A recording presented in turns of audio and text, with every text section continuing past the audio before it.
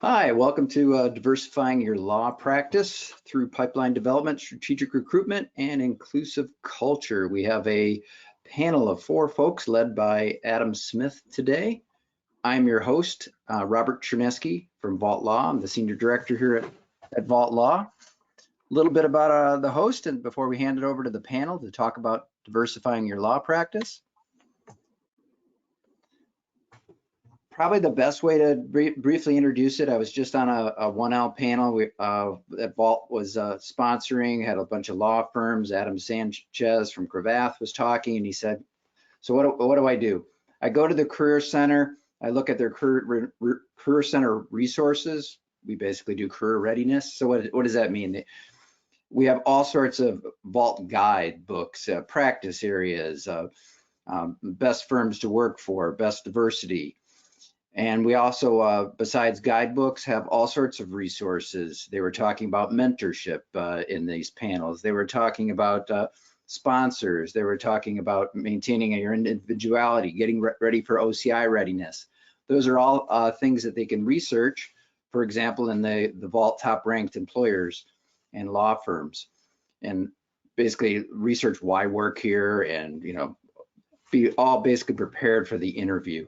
One thing I just want to highlight, we just came out with a DEI survey. It's probably our most popular survey that was just recently done in September. And what that is it's actually underwritten by all these law firms.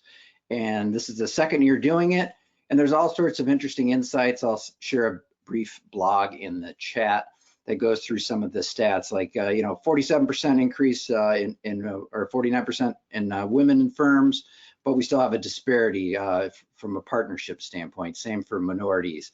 And there's a lot of interesting insights of trends that have improved actually year over year. So I'll share that with you. One bit of housekeeping.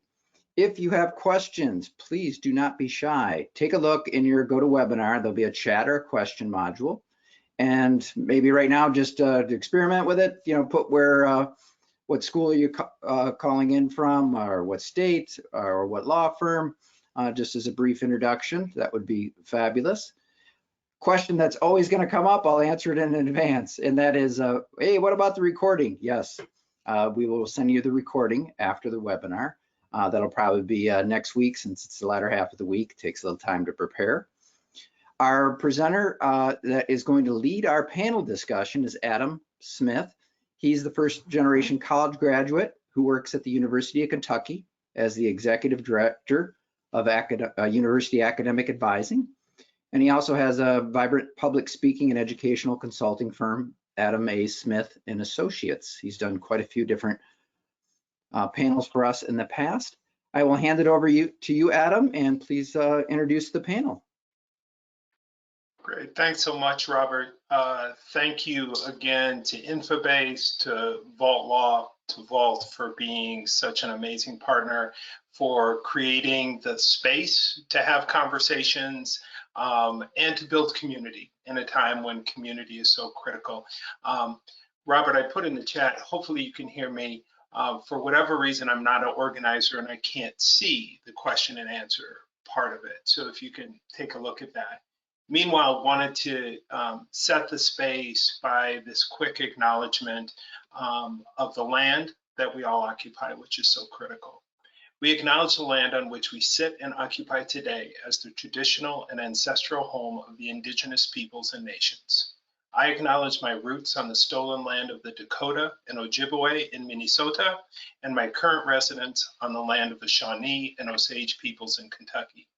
If you can take a moment to type the name of the peoples whose land you currently reside in the question box.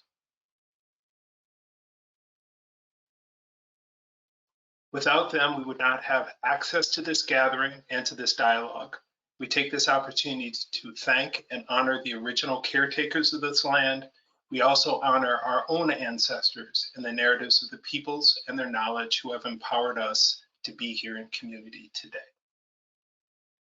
Thank you all. Want to quickly introduce myself. Again, Adam Smith, he, him, do a lot of work in consulting and working in executive coaching, doing auditing in higher ed spaces, especially around the areas of student success. Robert's right, I do work at the University of Kentucky, where I serve as director of university advising as well as university retention work. Have a podcast called Get Uncomfortable. It's all about creating comfortable spaces for uncomfortable conversations. Less about me, more about our panelists. We have a great group here today. Want to give them some time to introduce themselves.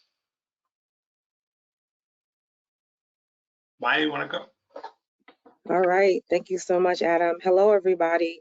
My name is Maya Sullivan, and I have the awesome opportunity to currently be serving as the Dean of Students at Metropolitan State University in St. Paul, Minnesota.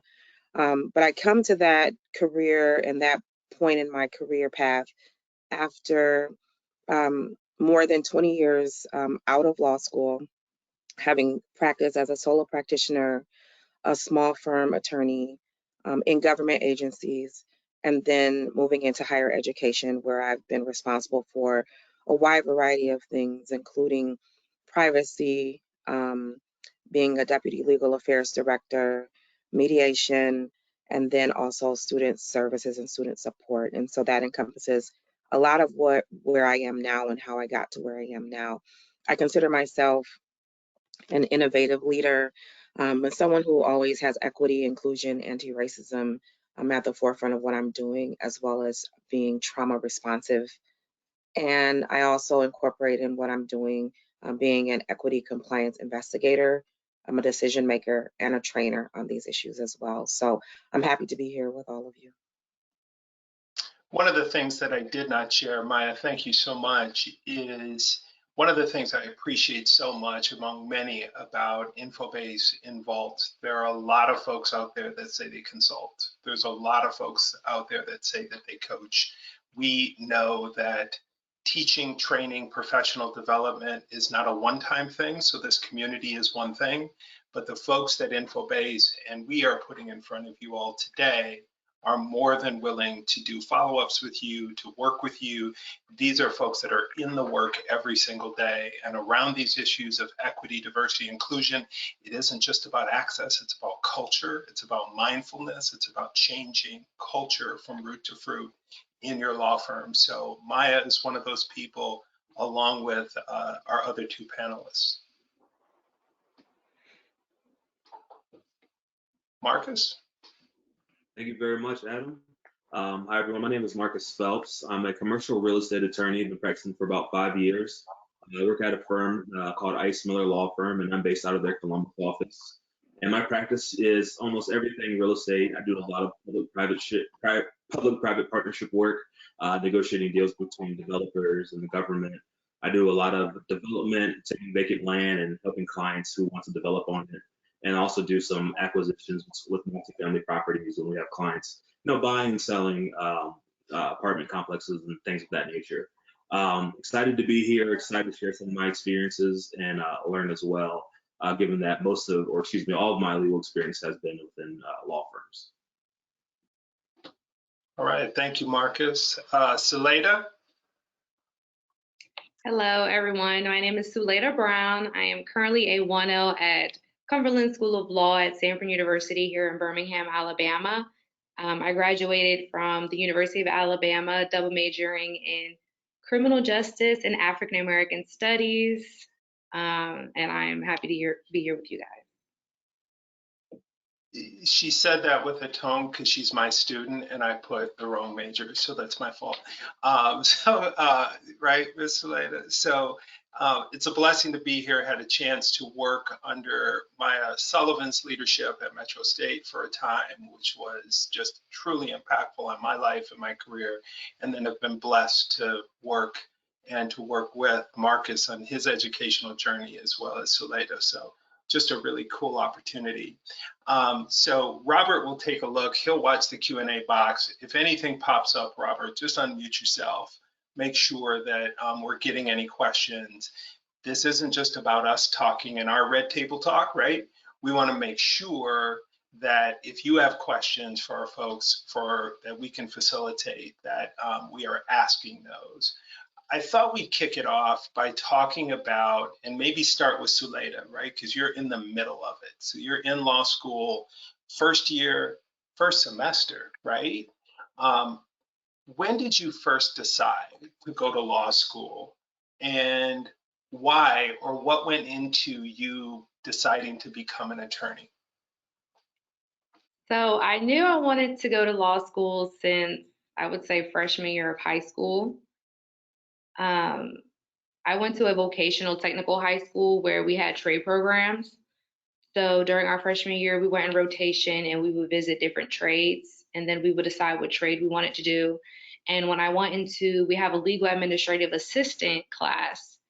And we were there for about a week and we learned about the legal field. And I thought, wow, this is very interesting. I more so chose it because of the money as well. They did talk about how, as a legal administrative assistant, in high school, it was great money. So that's how I originally stepped foot into that realm. And then for 4 years in high school, I learned about the legal system. We learned about everything criminal justice to family law to real estate. And I was very intrigued only because there's not one specific portion of law. As an attorney, you can practice anywhere and in almost every field. So it's very diverse. It's a very diverse degree. And so I grew a passion when I came to the University of Alabama was when I was able to choose and decide what type of attorney and what kind of law I actually wanted to practice. So. That's really cool. So Marcus, same question. What initially drew you to deciding? When did you make that decision? Hey, I'm thinking about being an attorney. I know a little bit about that story, so it'd be really interesting if you'd share that with our audience today. I would say the kind of like make a long story short with my decision, I really wanted to become an attorney to help people, like point blank period. I think the things that an attorney can do to help somebody, I mean, no one else can do it in the United States, right? Because you have to have not only the degree, but you also have to be barred and licensed. And I think as an attorney, you carry a lot of power, you have a lot of connections, and you also carry a certain weight in the community. And so that's why I wanted to become an attorney to help people. And right now I'm on this path of doing that. I'm looking into sitting on different boards and organizations and even doing pro bono work as well, while also practicing in the private sector space and trying to balance them both. So I first started wanted to become an attorney to help people, and I'm on that path. One by learning some really great skills in the firm, hard skills, learning how to negotiate, draft contracts, things of that nature. And then I'm also doing things on the other hand by looking at boards to sit on and looking to do pro bono work as well. Thanks, Marcus. Maya, same question, but I also wanted to dovetail with you because when you introduced yourself, that experience for somebody, right? I mean, you look like you're 22, right? So I'm wondering, how did you pack all of this? So same question about how you decided you were going to be an attorney and when you made that decision, but then even more, talk about the trajectory a little bit and what got you, to law school, but then into practice, private and public practice, and then to higher ed, because that trajectory is really interesting for people, I think. Yeah, thank you so much, Adam. So it's really interesting when people ask me this question, when did you first want to be an attorney? The first time I honestly remember saying I wanted to be an attorney, I was 4 years old. And it sounds crazy to some, but I remember people asking me just as a child, what do you want to be when you grow up? And I said I wanted to be an attorney. And part of that probably stems from the fact that my mom would watch some of those old attorney shows on TV. So now I'm telling my age where I can't possibly be just 22. But old attorney shows like Perry Mason and Matlock and things like that. And then there were later things like LA Law and things like that. But then I also had a aunt who went back to school to become an attorney while I was young. And I was there at her law school graduation.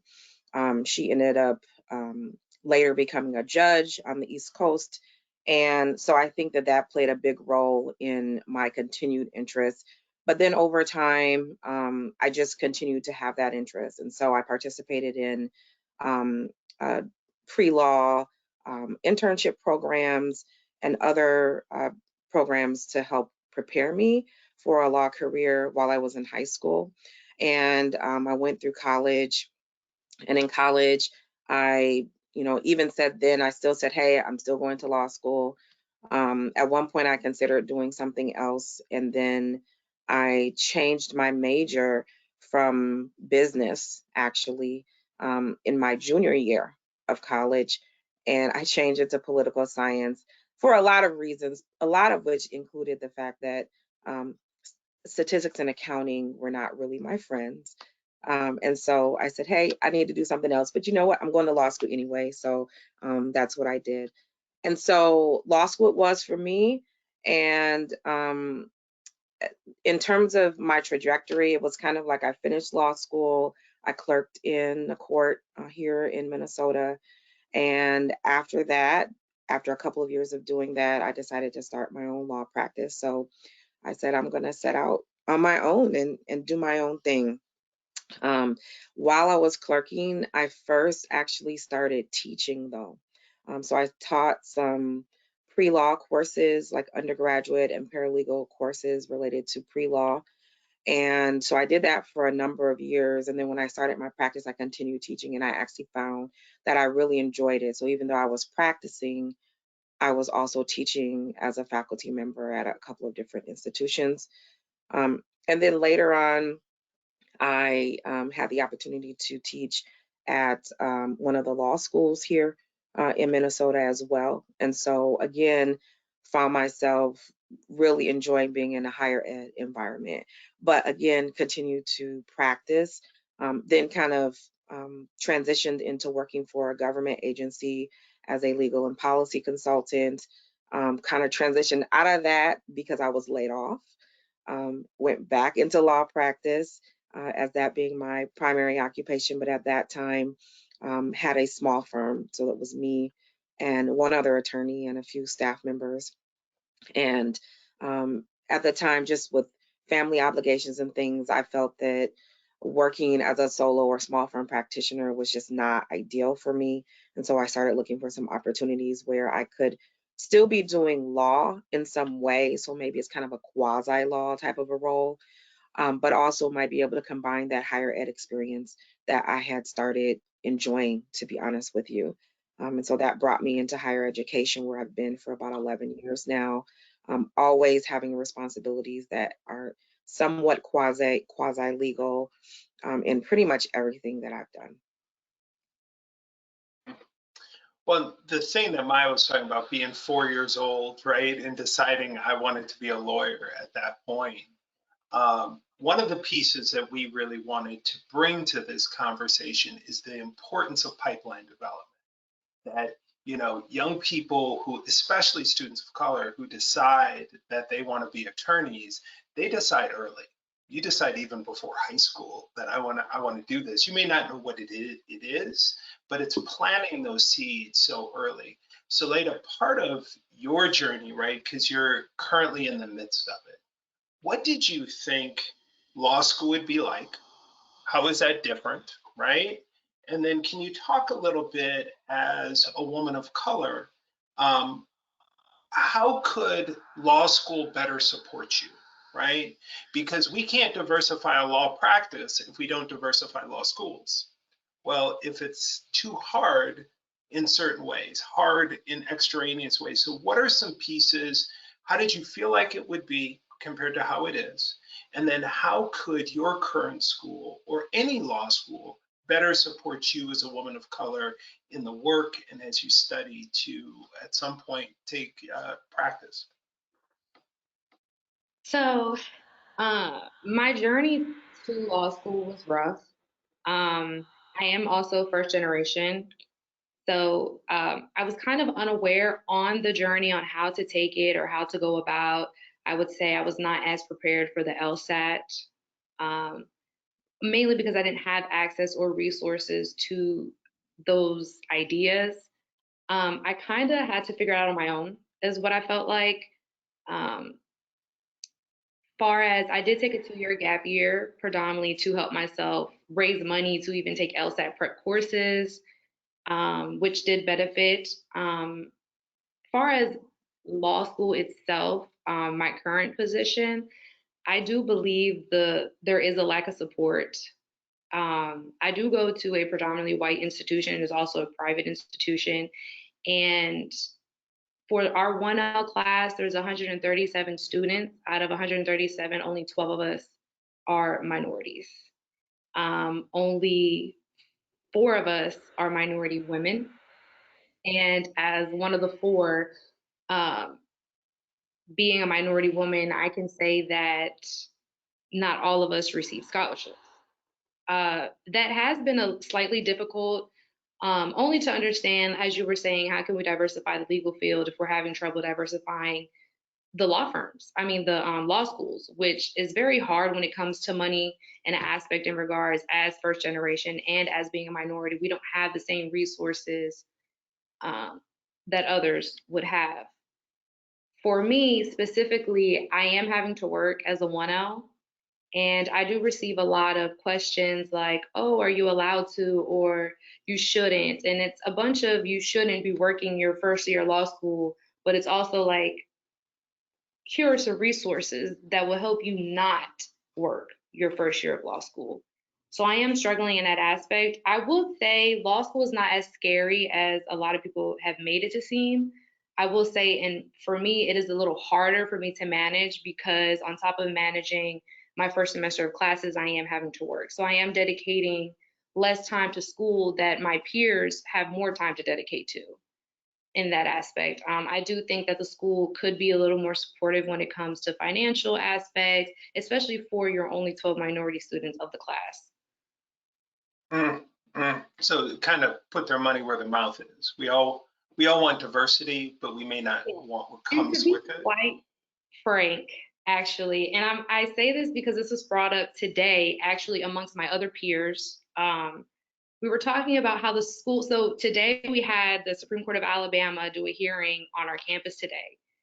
And one of our staff members, I can't say who or the position, but came around and found a group of us, because we always sit together, and decided to take a picture with us. And it's like the school tries very hard to find us, to take pictures, to diversify their websites, to make it seem like they're diverse, but it's like you said, they're not putting their money where their mouth is. So it's, you're trying to show that you have diverse students, even though it's only 12 of us. It wouldn't seem like it because we're always in every picture, or you make sure that we're in every picture. But to be frank, 12 of us aren't even have a scholarship more than $500. So it's hard to keep us here or to keep it diverse when we're not even receiving any money to be here amongst the rest of our peers. Really good, really good. One of the things that I was reading, Suleda brings this up, right, about being first generation and a student of color. So reading a study that said only 26% of first generation undergrads are planning or thinking about law school.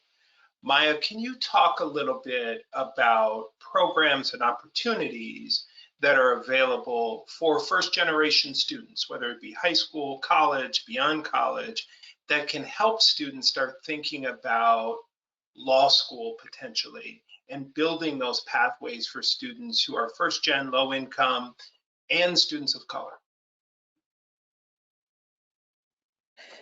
Yeah, I think, and that's, I think, a very important data point, Adam, because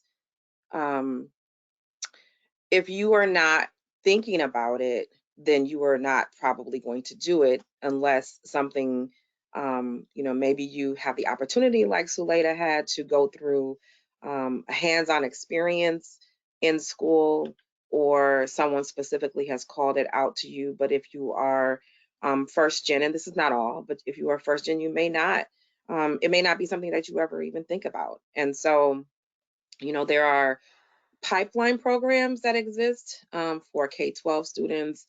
There are some like street law program. There's some that are offered through the Law School Admission Council, LASAC.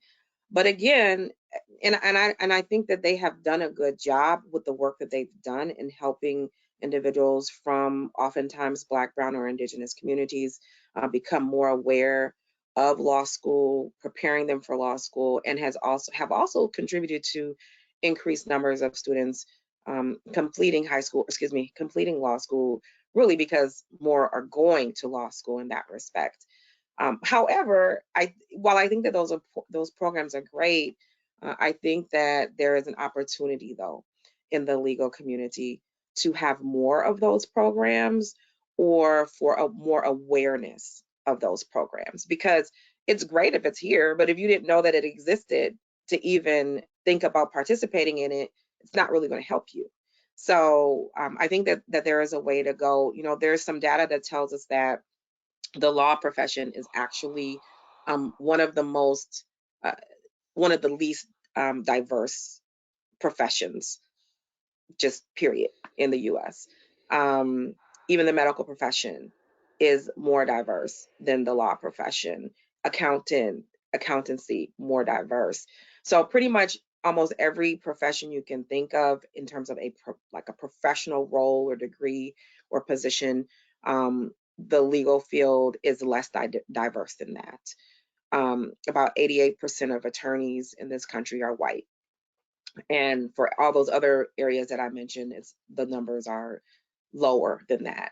So we have to be thinking about that. And so when Saleda was saying that there's 12 students of color in her first year law school class, the part that makes me sad about that is that it feels like the same numbers I had when I was in law school and I graduated 22 years ago.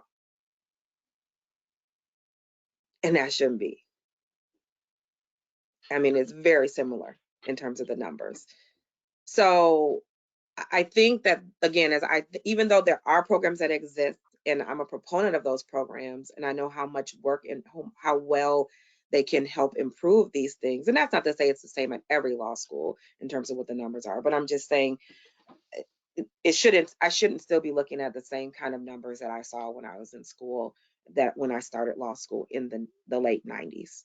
But anyways, Adam, your question was about programs, and yes, definitely some of those exist. I think there's opportunities for improvement in those, but I do think the fact that they exist is important, and maybe some of it also has to do with high schools, because a lot of times it's the high school counselors who introduce these type of things to students, and so if high school counselors are not aware of these type of programs and feeding this information to students that they are working with, then that also is another factor that I think that there's an opportunity to work on as well.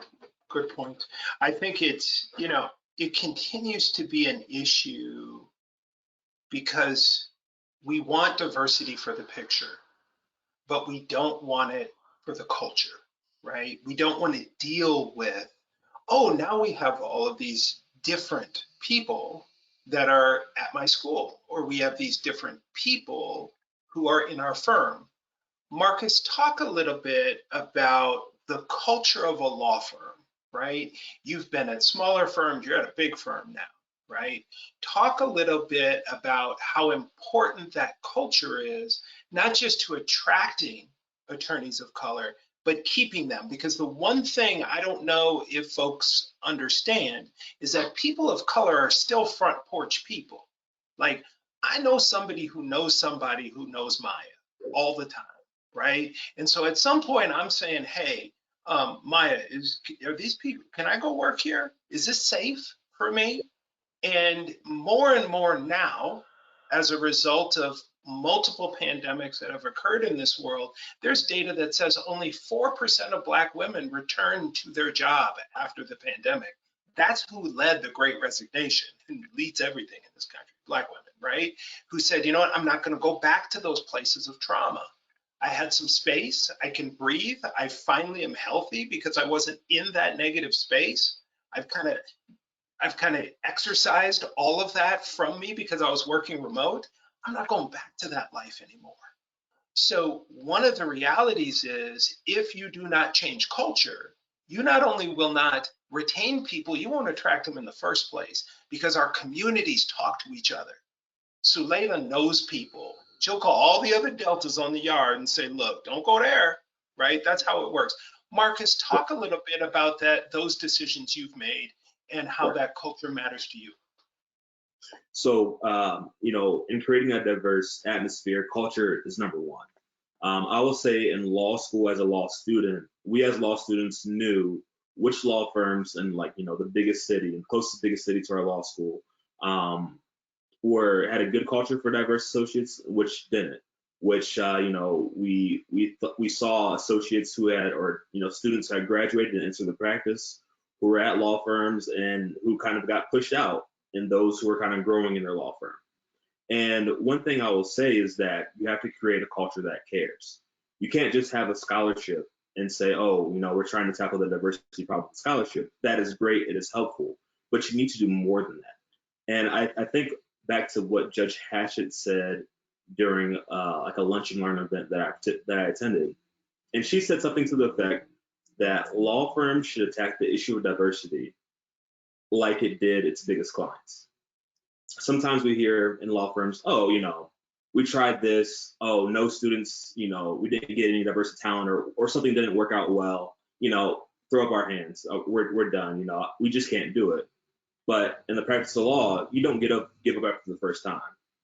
In order to get a client, you take them out several times, coffee, dinner, games, whatever it is, you put your resources to it. And what Judge Hatchett was trying to say is like, hey, if diversity is truly one of your core tenets, one of the 3 tenets, which it is usually of all major law firms, then really go ahead and put resources out there. Go ahead and try to create a culture that will be that's just, more inclusive for attorneys. And, one thing that my firm does that I really appreciate, that makes me feel seen, is that a lot of times when, let's say, a national tragedy that happens that kind of shocks the conscience, right? I think of police brutality. When an event like that comes up, our chief managing partner will send an email out to all the firm and say, hey, we know national tragedy has happened. We know this will affect you. This is a safe space for you all, for anyone who's feeling a certain way. Speak. These are resources you can go to speak with people about it, things of that nature. I think even that one little thing, it knows that I'm seeing, because I've been at other places, I've worked other places where a tragedy just happened. I'm at my computer holding back tears from seeing another unarmed black man getting shot. And then one of my colleagues, asked me, what's wrong? I'm like, this event just happened. And they're like, oh, okay. That was it. And so just by my firm just doing that one small thing, right, it makes me feel seen. There's other things that, firms can do, but just creating a culture of compassion that cares, that understands what, maybe diverse attorneys are going through. I mean, that for me makes me know at least that I'm seen. And that shouldn't, people always want to know this big stuff. Can we set up a Kanara for Kwanzaa? Can we do, no. What about treating people like they're human? Yeah. What about prioritizing Marcus's health and well-being over your own discomfort? What about saying, George Floyd verdict is coming down for Derek Chauvin, right? And I'm on a Zoom call and a whole bunch of people, and it's high level. And what happens, and everybody who is a professional person working in law schools doing the work right now, I'm going to give you a little hint. If your black and brown people are not showing themselves on Zoom or Meet or chat, they don't feel seen. Okay? And we don't even do it intentionally. It won't be like, I'll call Suleida, we'll call we can go turn on our cameras, girl. No, we just won't do it because you don't feel seen.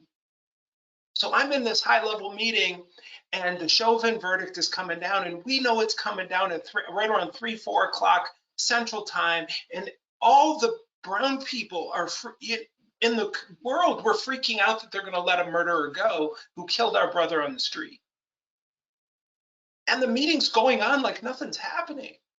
Then at some point, my direct supervisor chimes in, stops the meeting, acknowledges what's going on, talks about what's available, says, all the things. Very kind, very helpful, very space making. But then the person facilitating the meeting just keeps going on, rather than saying, what, none of this is as important as what y'all are dealing with.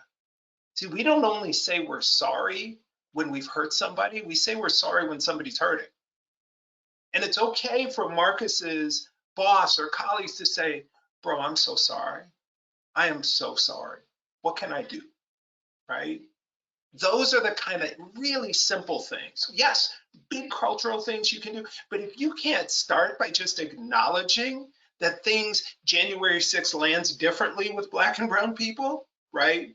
George Floyd being murdered, Amir Locke dying, Senator, all the things. If you can't do that as colleagues, then you're not ready for diversity, because that's the easiest part. Because you could do it if Suleida's family member was in the hospital or if her car got in a wreck. Oh, I'm so sorry. It's the same thing, right? Marcus, talk a little bit about, because you mentioned these three phases. You mentioned, when you and I have talked, you've mentioned that it's almost three different skills, people you have to become: studying the law, taking the bar, and then being an attorney. Talk about those three phases and how those may be a little bit different. And then now you, right, young husband, young father, congratulations, right? Now an attorney at a big law firm with a wife and a young son, who now has to decide, okay, now do I stay here? Because I can't work 70 hours a week because I got, can you talk about that? Yeah, no. So what we're speaking about are kind of like different phases. What does it mean to be a law student? What does it mean to study for the bar? Then what does it mean to actually practice the law? And in my opinion, those are three different things. When you're in law school, I mean, the most important thing a lot of people say is, hey, you need to get great grades so you have the most opportunities for whatever you want to do after law school. And that, in my estimation, is usually understanding the holdings of the case, understanding your outline, and then doing great on exams. That's kind of like your bread and butter right there. I mean, a lot of people at times people argue that even, being prepared for cold calls isn't the most important thing. It's knowing what you need to know for the exam. And then you go into the bar exam mode. Once you've graduated law school, you're preparing for the bar exam. It's almost a different skill set, because now you need to know how to answer multiple choice questions in a minute and 20 seconds or something like that, right? So it's a different skill set. Now you need to know how to do that. You're not writing these long essays like you would in law school. Now the essays for the bar exam, are like quick sentences I need to hurry to get in within 30 minutes. So that's like a different skill set, right? And then you go to practicing law, which is different from anything else you've done. Unlike the bar exam, you don't have 30 minutes to just answer a client's question. Now you can have more time to research, to think, to ruminate on these issues that your client has. And I think for me, that's the one thing that I've seen. I was an okay law student, passed the bar exam. But as an attorney, what I realized, especially as an attorney of color, it was really, I guess I'll say the imposter syndrome really affected me when I started first practicing law. I went into a law firm, for myself being the only person of color in my practice. In addition to that, all the other associates who were working with me had more experience than me, and maybe, had various, other experiences in the law. And one mistake I made is that I compared myself to them all the time. I thought, man, I'm not getting this, I don't have as much experience. I'm not as quick as doing things as they are. I'm not as good as of an attorney. And, what I've learned throughout this time is like, of course, right? I just started. I'm brand new. They have their various experiences I don't, and I would always compare myself. And I wish I hadn't, because I got down on myself a lot. Now fast forward. Marcus, let me jump in real quick. I don't want to, but since you're my student, I'm going to interrupt you on this. We can't, because imposter syndrome, like that's a disease we need to cure. Imposter syndrome is caused by white supremacy, anti-Blackness, colonialism, misogyny. So let's talk about what causes it, not the victims of it, right? So it's important, bro, that you know that there ain't nothing wrong with you, right? That you're comparing yourself to other people. Something's wrong with you because of white supremacy and anti-Blackness and colonialism, right? So it's important. That's an important distinction to have, because like, oh, what's wrong with me? I have imposter syndrome. Nothing, nothing. What's wrong with the world with racism and anti-Blackness? So I'm sorry to cut you off, but I wanted to make sure to get that coaching point in. Yes, Keep sir. going, And so this is where that leads me to, right? You threw an alley-oop and I want to slam dunk it. So what I've come to realize is that as I've grown as an attorney, you know, managing other attorneys and kind of being a mentor in some capacity, I'm realizing that people who may not be minorities, and you know, where I'm talking to them, I realize one, they made the same exact mistakes that I made. They're asking the same exact questions I was asking, and they felt the same exact way that I did as well. However, when I was in their place, I thought, oh man, this must be because of me, or I'm the one who's not smart enough to get this. And I was clearly wrong. The law is just hard. You know, learn how to practice law is hard. It's a learned skill set, and when you first begin, you don't know what's going on. And so, what I'll say, especially to minority associates, Black associates who are working in law firms, um, just know it's hard, it's difficult, but just keep on pressing through day after day, and you will get there. You will become confident in your skill set. And now I'm very confident in my skill set, and I believe my colleagues see that as well.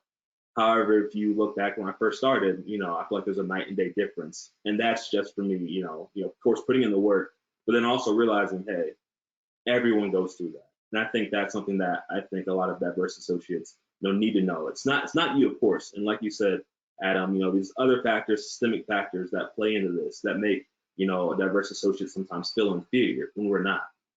But hey, like press through. Everyone's struggling, and you will make it. That's great. Maya, we talked a little bit about the LSAT, that's a thing, but I'd like to just pick your brain because you're the person who's been in the space just like Marcus, but talk about how associates, other attorneys, can make the culture of a firm, the culture of a practice, one that can attract and retain different, right, attorneys of color.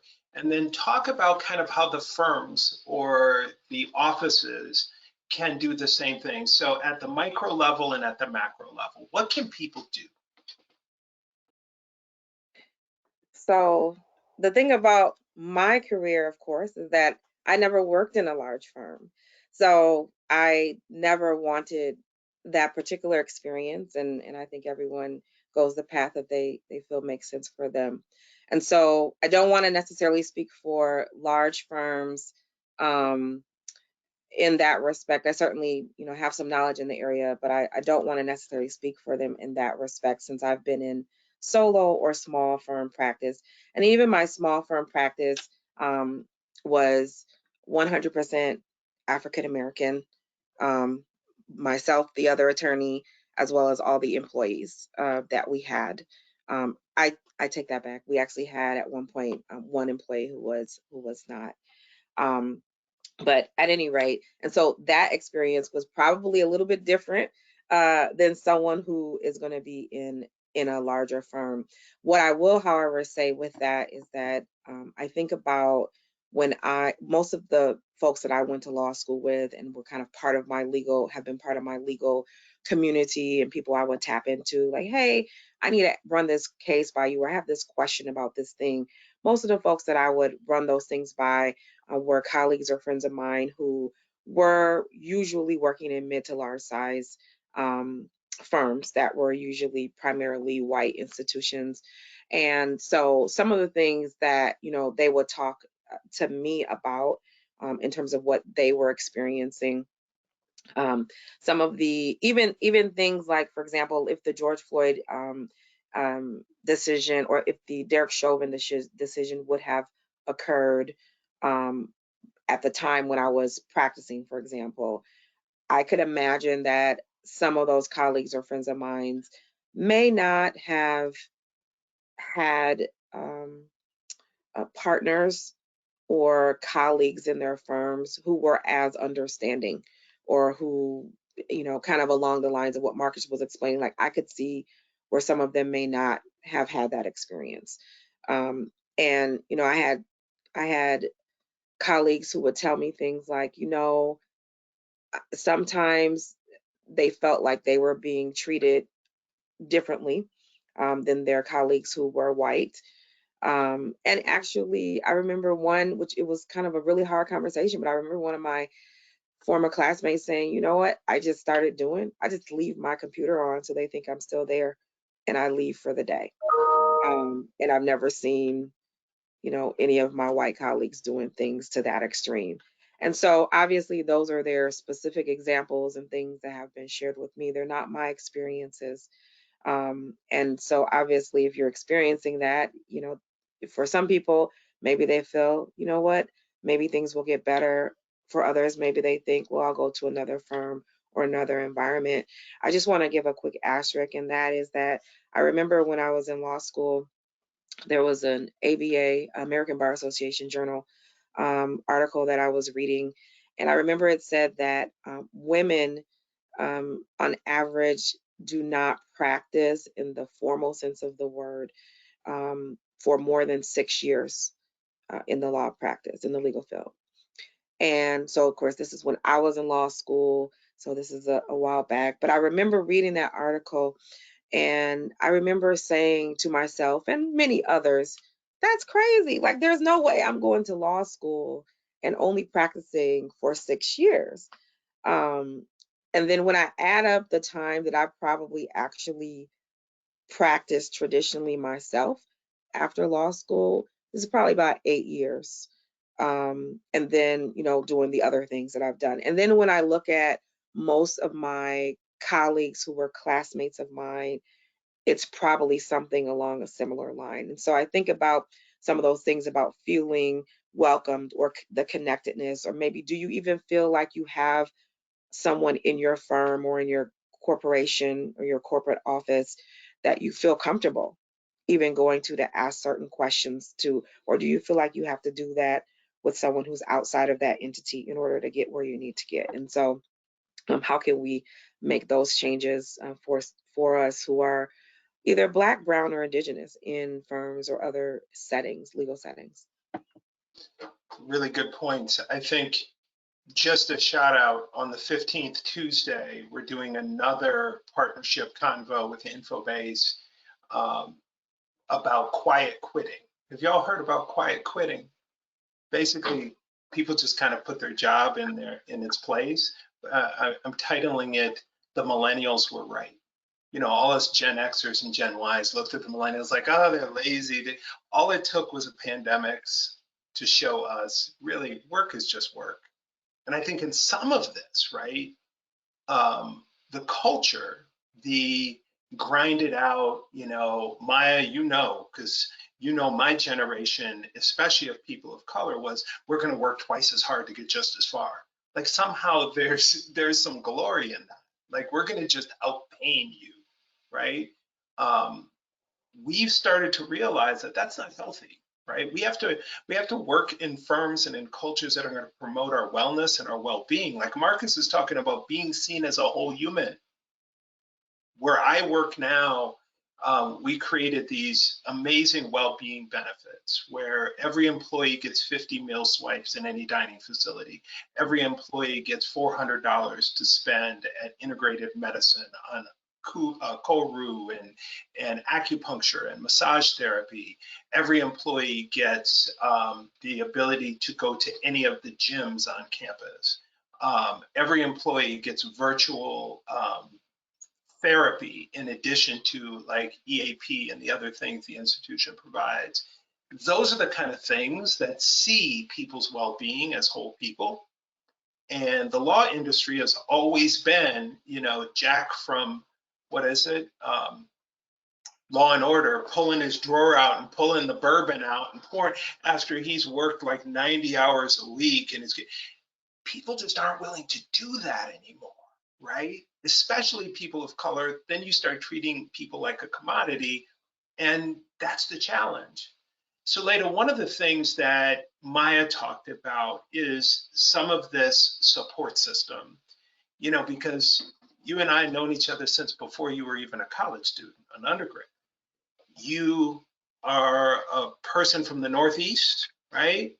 We won't say that you're an Eagles fan because that's a shame, but you're from the Northeast. You go all the way to Tuscaloosa, Alabama to go to undergrad. You find village there and community there in the major, in the sorority, and all the things that you ended up finding.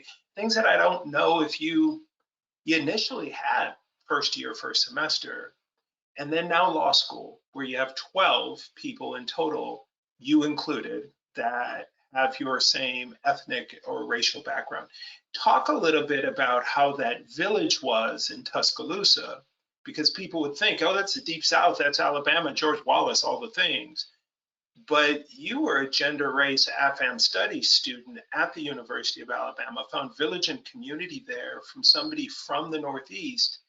How could your law school help you do the same thing? So first off, we're undefeated. Thank you.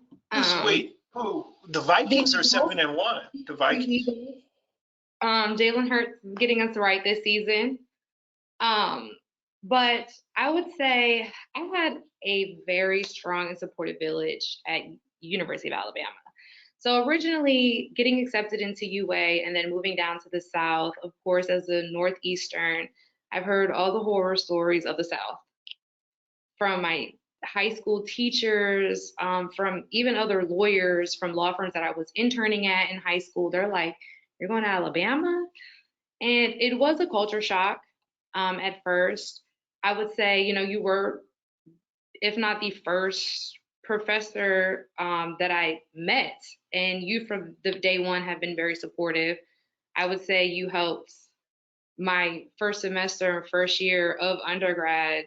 You helped me in certain times when I was going through a lot. I would say the village at UA was, as of now, was very supportive for me. I was going through a time where I wasn't even unsure if I was going to be able to go back to UA because of the money aspect. It was hard for me to get approved for a loan.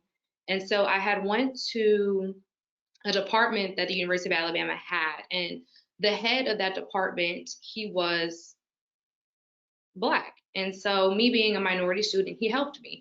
He actually went to the school, went to different foundations, and pulled about $20,000 in scholarships for me. He advocated for me. And that's when I knew that, our faculty that were of color at UA looked out for us minority students. He made sure that I attended school that semester. And I'm forever grateful for that faculty and staff member. Um, as a race and gender studies, majority of my professors were minority, except for my criminal justice classes, not so much, and not so much diverse either, especially at Alabama. But I would say UA, I felt comfortable there. Here, being my first semester here, I'm still getting a feel for things. But so far, I had went to faculty and I was asking for more money. I was requesting for more money. I did say, hey, I just need an extra 1,500 to 2,000 to ensure that I don't work this semester. And the only advice that they could give me was to find a roommate. It's late July, school starts in about 2 weeks, and I'm like, how can I possibly find a roommate in 2 weeks? You know? And so the school's tuition here is about $65,000. And so I think to even just ask, if you're requiring your students to not work their first year, but when a student comes to you asking for, to me, 1,500 to 2,000 to ensure that, I have a fair semester, or that, I'm not as stressed working, I feel like that was a reasonable ask. And I feel like to not even be able to point me to resources, or, point me to, hey, here's this place, they're offering scholarships, maybe, there was not enough resources, just, and this is from our financial advisor who was appointed to us as law students here at the school. So I do think the village that I had at UA was more supportive, was more helpful. Here, I'm not sure if it's because I'm still new. This is my first semester. I have been still trying to kick some doors down. I even have a meeting set up with our dean to talk about, being first generation and a minority, how could I receive more support? Because when I've tried to receive support in a financial aspect, I was basically kicked down or shut down. Well, and I think I appreciate you talking about Dr. McKnight. we'll talk about you, it's the man, right? But the thing that's so, I think, hard in higher ed is sometimes that opportunity cost in our mind. None of it is real money. Like if we give you a coupon, it's just hitting a thing on a computer, right? It's not, oh, we're bringing in money from a bank account to offset it. It's those realities. Suleida, talk to me about, because, and Marcus, you can help me with this, because I don't know the answer to this question I'm really asking. What do law students do in the summer? Work. So I Marcus? hear, oh, sorry, I know here. Marcus, what do you do in the summer?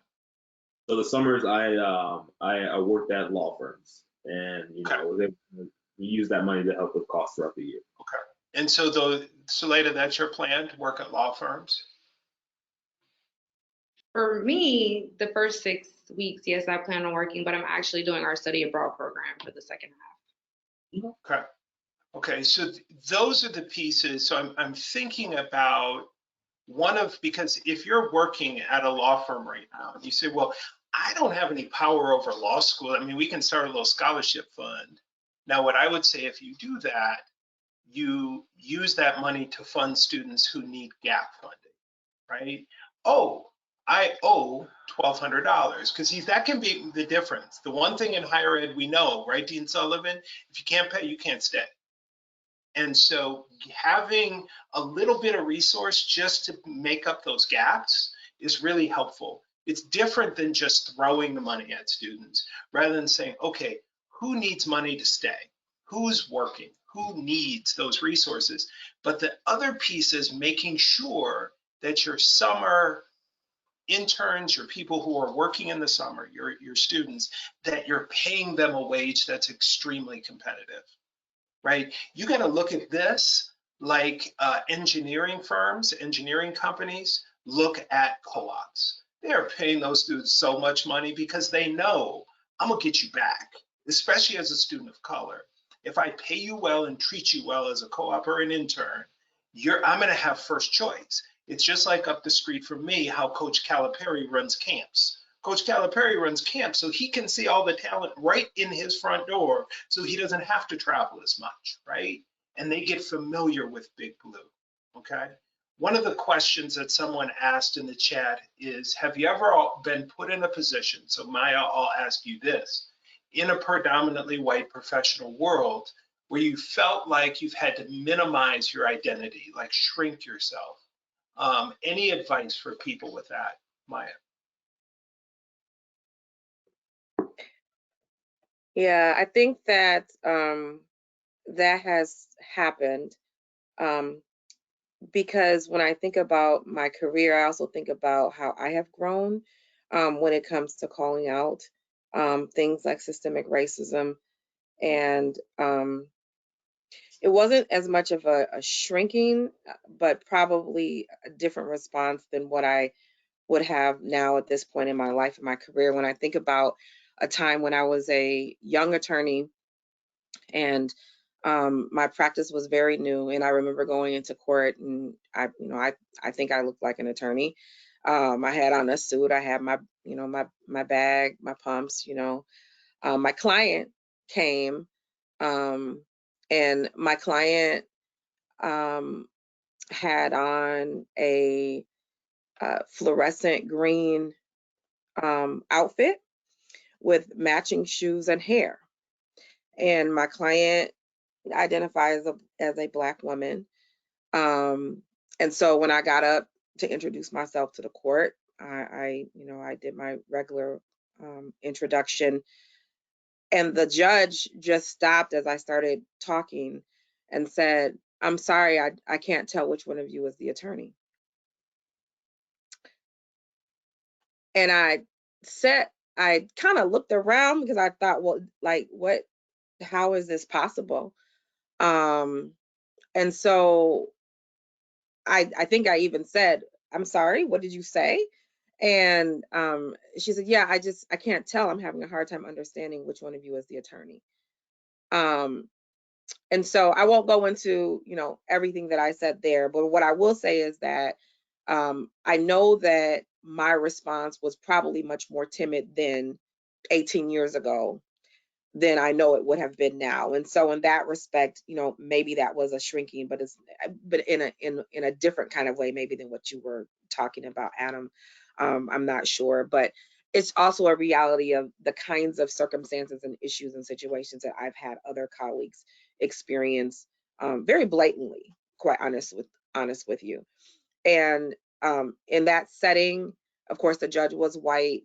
And the even more interesting part about that particular scenario is that when I was clerking in that court, which would have been like, you know, maybe a year prior at that time, this judge's chambers were about 2 doors down from the judge's chambers where I worked. So this judge saw me, spoke to me, said hello to me every morning. But in that space, she couldn't tell. I had no idea. So I know we're running low on time, so I'll leave it there with that one. Well, and we'll go as long as we need to go. I think those are really good points, right? I think there was a point where, as a young professional, my mom, who's not a Black person, it's a white person, and my mom said, "Why is everything about race with you? Everything's about race. Everything's about race." I said, "Mom, you've known me since I was born. You've known me before I was born. Do you really think I would make racism up? I mean, if anything, I don't want racism. It has been nothing but pain in my life. The biggest pain I have, like all the other trauma and pain in my life, is nothing compared to just everyday racism as a professional. I don't know what racism is for blue collar workers, but for professional people, oh my God, right? And so there are always times that you pick your battles. When you were younger, and then you get to a point when you're a little more seasoned where you're like, okay, I don't really need this job. I can go live in a 1 bedroom and work at Lowe's if I have to. But even now, we choose our battles, right? And there are things that we don't see. There's things I don't see as a man that is straight up misogynist that women would see, that if I was a woman for 5 minutes, I'd probably lose my mind, right? And so there's things and times that happens. Marcus, can you talk a little bit about that as an attorney? Have there been times in your firms as a professional when you felt like you've had to minimize or maybe not say something? Those times that you wish, man, if that person comes around again, I'll say this, but that you didn't. Yes, and I think that's a common thing I will say for probably diverse attorneys in general, but especially for Black attorneys. We could probably just have a panel and everyone give like a 1 minute excerpt of coming into a situation like Dean Sullivan had, right? There's a few instances for me, but one in that instance was, after work, we're just sitting around with a partner just talking one time. And this partner said something that's kind of, that was slightly, that was racist for sure. And, I'm a younger associate, right? Sometimes I get work from this person. And at a law firm, you need to continue to get work to bill hours and to get promoted and things like that. And so at that moment, I made a decision like, all right, I'm not going to say anything to this partner to correct him or say why he's wrong, because that could affect our relationship. And maybe he doesn't give me any more work. And if that's the instance, I'm not going to be as successful in the law firm. The thing about it is, many attorneys run into that specific issue right there. That if we say something, we may be retaliated against. And that's an issue that I think, a lot of diverse attorneys have come up, a lot of my Black friends who are attorneys have come up against, and it's truly picking your battles, when to say something, when not to say something, because saying something could truly have negative consequences on your career. That's the hardest part, right? Is deciding, is it about you? Am I saying something just to say something? Am I saying something for others? Am I saying something because it isn't our job? And part of my faith walk is it isn't my responsibility to teach anyone. Okay, that's the Holy Spirit's work. That is not my work. Okay, But my responsibility is to make space for others and to tip some tables sometimes, Maya Sullivan, and wash some feet sometimes. And it just depends. And so that's kind of how I try to make those decisions. To that question is this about teaching the person? Because that's not my responsibility. But is this about creating space for others? Then I am going to make space because that is my responsibility. One of the last question, and I think, and we'll ask all of y'all this. So we've had, and I think people think we have racialized trauma and George Floyd and all that. Well, that was just because everybody was at home and everybody could watch it on the news. Because I don't know, Amir Locke died up the street. Dante Wright died up the street. I mean, up the street from me here, we had a murder in Louisville, Kentucky. So this has continued to go on, but it's high profile. So what do you think, Saleda Brown, we'll start with you, because it could have a positive impact. You can have more people of color saying, I want to be an attorney because the criminal justice system is inherently systemically racist. And I need to get in here, and we need more Black and brown faces to understand how the legal system works, that we don't plea out cases for poor people, that the police are not always right in the charges they throw on people, all the things, right?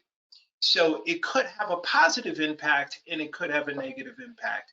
Have you talked to your other colleagues who are other students of color in law school? How has the criminal justice system, because it isn't just criminal law out there, but I think people's minds immediately go to that. How has the struggles in the criminal justice system, especially in Black and brown communities, positively impacted and drawn people of color to the law profession? And how has it been a challenge to drawing Black and brown people to the legal profession?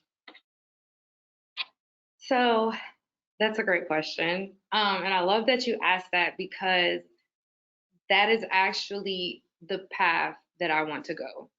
And I would say me moving to the South is what opened me up to that career path. I knew I always wanted to be an attorney, but I didn't know what was really my passion. In high school, when I did mock trial, I was always a prosecutor. I always choose, I swore I was going to do, prosecutorial work. But it wasn't until I went to Alabama and I did race and gender studies where I realized, wow, like our criminal justice system is messed up. And so that's when I realized in order to be the change, we need to be in it. We need to be in the middle of it. And so for me now here at the law school, that's my passion. My passion is I want to shake up the criminal justice system. I want to be that woman of color, who's loud, who's trying to make change. I started realizing that I want to do it from a political aspect, more so into legislation, because, we talk about attorneys being the face, but it does begin with legislation. So I do want to get into the political side of it. As far as my colleagues here at the law school, one of my closest friends, he's a 1L with me. He's actually on a civil rights scholarship. And so, that's a path that he's choosing to do as well. As far as civil rights, I have me and him, we're actually in the same classes together. He's another, one of my colleagues. He wants to be a criminal defense attorney, as well as to shake up the criminal justice system. I feel like, and I even have my homegirl, she actually wants to start a nonprofit as a second chance program.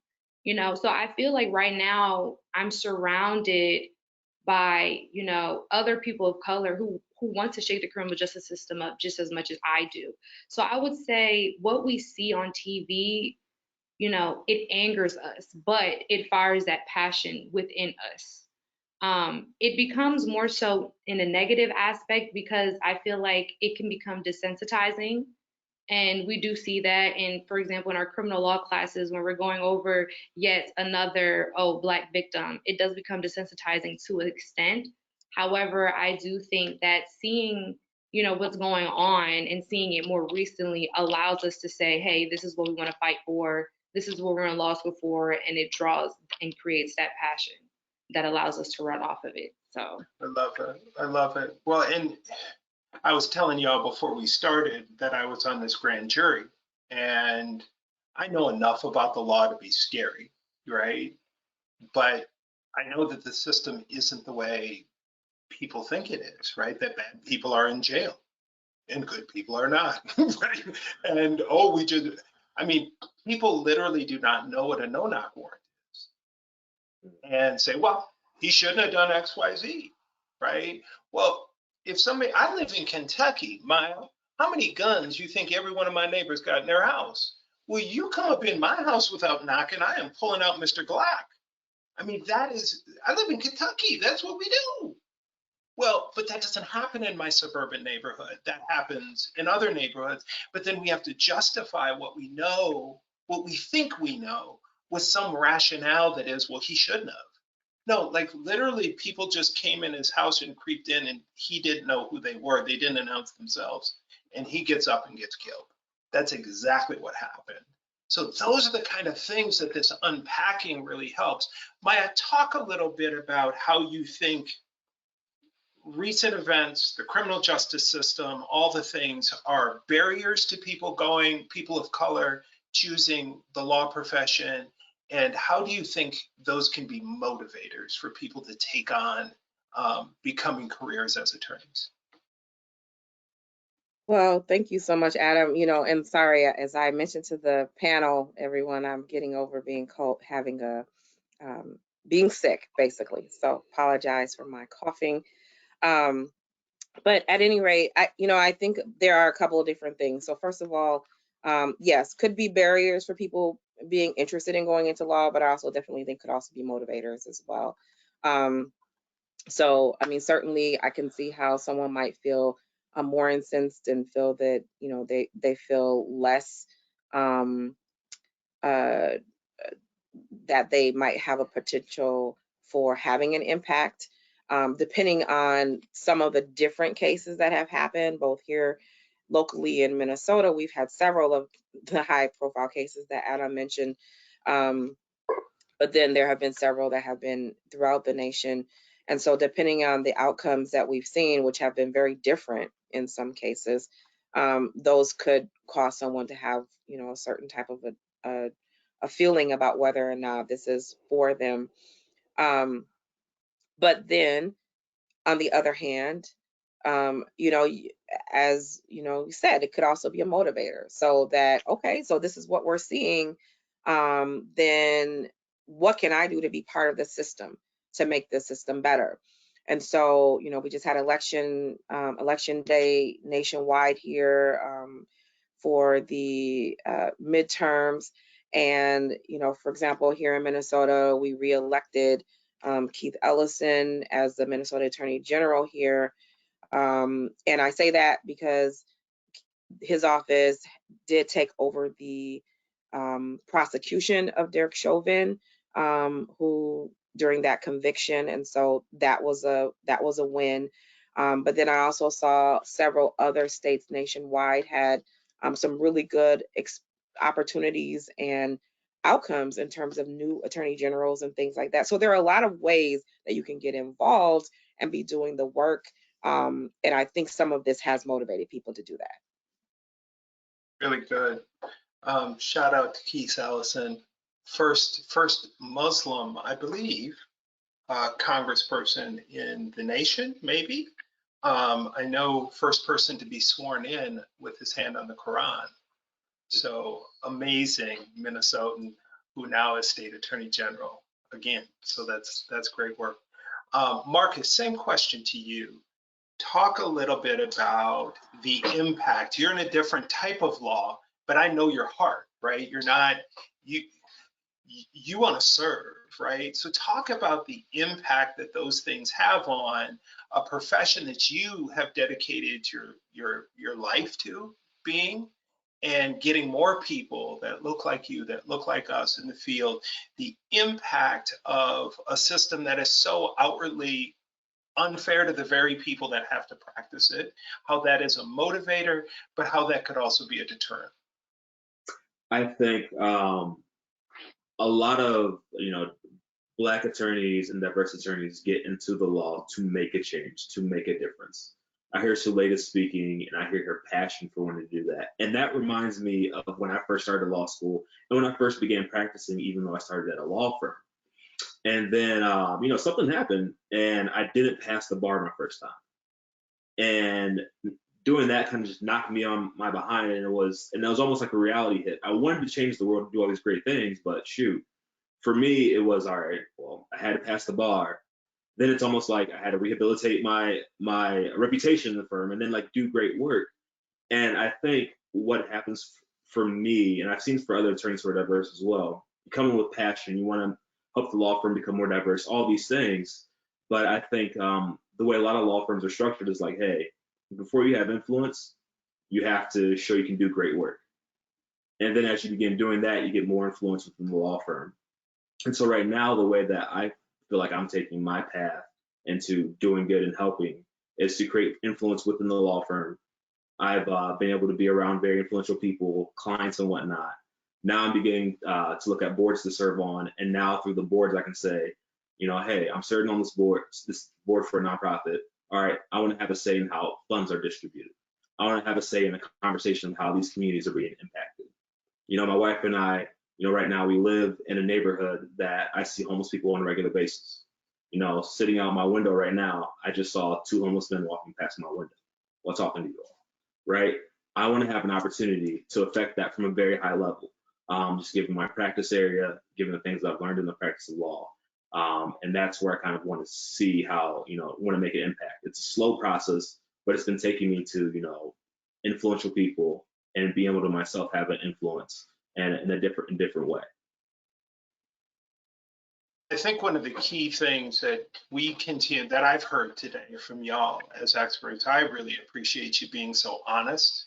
I appreciate you sharing your hearts. I appreciate InfoBase and for making the space and Vault Law for us to have an honest, real conversation. I told you all before you come on, we're not going to sugarcoat it. We're going to have an honest conversation.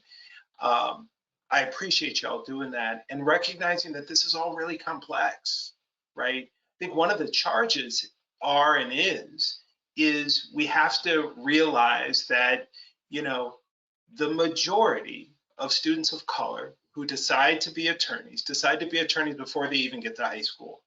So we've got to plant those roots early. We got to build those relationships early. We've got to have firms that allow people like Marcus to do the work he needs to do, right? And to use him as an expert. He may be a junior associate, but he's a senior Black man.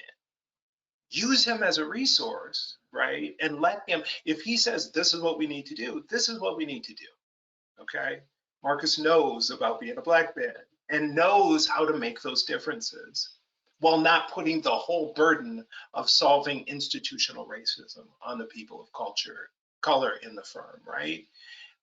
Those are the pieces that are really important that I heard today. And what we all can do as individuals is to see each other, to value each other, whether you're in law school, whether you're studying for the bar, whether you're pre-law in undergrad or in high school, or a practicing attorney, or you decide, hey, I got my JD and I want to go work in higher ed, or I want to go work in politics, right? Or whatever you want to do with it.